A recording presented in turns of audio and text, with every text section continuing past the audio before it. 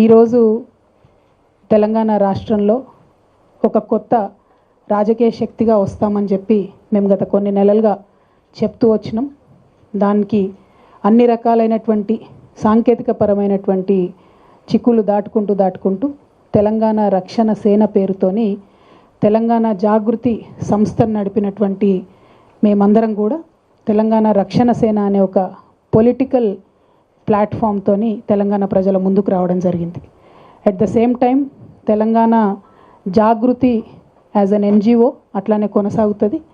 Telangana Rakshana Sena as a political party Telangana ప్రజలకు ఒక ప్రశ్నించే గొంతుకగా, వారి సమస్యలను ఎత్తి చూపేటటువంటి వేదికగా, అది ప్రతిపక్షాలైనా పాలక పక్షాలైనా జరుగుతున్నటువంటి వర్ధమాన కాలానికి సంబంధించినటువంటి అన్ని అంశాల మీద, గతంలో జరిగినటువంటి అన్యాయాల మీద, కోల్పోయిన అవకాశాల మీద, అన్నిటి మీద కూడా మాట్లాడుతుంది.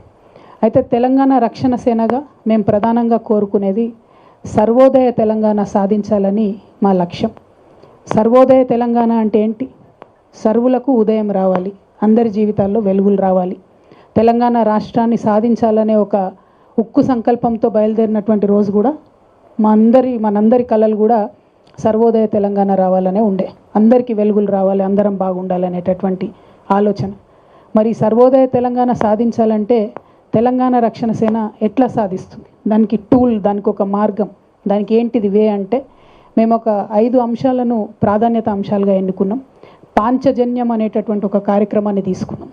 పాంచజన్యం పేరులోనే ఒక పవర్ ఉంటుంది. అది భగవంతుడు శ్రీకృష్ణుడి యొక్క శంఖం పేరు. ఆయన ఎప్పుడైతే అధర్మం పైన యుద్ధం చేయాలనుకున్నాడో ఆ సందర్భంలో యుద్ధ బేరి మోగించడానికి వాడినటువంటి శంఖం. కాబట్టి ఇవాళ తెలంగాణ రాష్ట్రంలో ఉండేటటువంటి అనేక పరిస్థితుల మీద మేము ఒక యుద్ధ బేరి మోగించి ముందుకెళ్ళి ప్రజల పక్షాన నిలబడి ప్రజల కోసం పనిచేయాలనుకుంటున్నాం. కాబట్టి పాంచజన్యం అనేటటువంటి పేరుతోని 5 ప్రాధాన్యత అంశాలను ఎంచుకొని ఇవాళ ప్రతిపక్షంలో ఉన్నాం కాబట్టి పాలక పక్షాన్ని 5 అంశాల మీద ప్రశ్నిస్తూ ఉంటాం. రేపు మేము అధికారంలోకి వచ్చినాక ఈ 5 అంశాలే ప్రాధాన్యతగా చేసుకొని పరిపాలన కూడా చేస్తామని చెప్పడానికి సంతోషిస్తూ ఉన్నాను.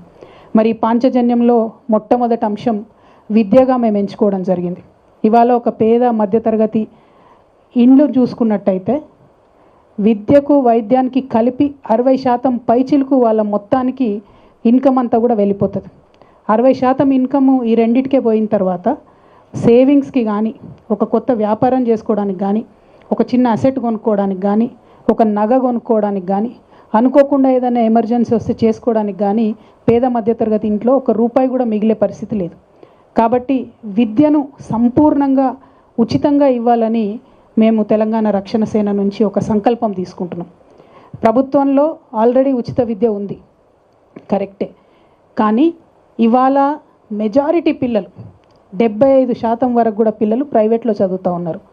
మేము తెలంగాణ రక్షణ సేన నుంచి అనేక మంది నిపుణులతో సంప్రదించిన తర్వాత ప్రైవేట్ స్కూళ్ళలో చదివేటటువంటి వాళ్లకు, ప్రైవేట్ కాలేజ్లో చదివేటటువంటి వాళ్లకు, ప్రొఫెషనల్ కోర్సెస్లో ఉన్నటువంటి వాళ్ళకు కూడా విద్యను ఉచితంగా ఇవ్వాలనేటటువంటి ఒక సంకల్పంతో మేము ముందుకు రావడం జరుగుతుంది. ఇవాళ నేను ఇది మాట్లాడుతున్నటువంటి సందర్భంలో ఒక పిల్లగాడు 3వ తరగతిలో ఉంటే మేము అధికారంలోకి వచ్చేటప్పటికి ఆ పిల్లగాడు 5వ తరగతికో 6వ తరగతికో వస్తాడు. ఎన్నికలు 6 నెలలు అటు ఇటు అవుతాయి అంటున్నారు. కాబట్టి అంటే మీ పిల్లగాడు 5వ తరగతి నుంచి డిగ్రీ దాకా చదువుకున్నా, ఇంజనీరింగ్ చేసినా, ఏం చేసినా ప్రభుత్వమే ఆ ఖర్చు భరించి ఉచితంగా విద్యనివ్వాలనేటటువంటి మా సంకల్పం. దానికి సంబంధించి లెక్కలేసినాం.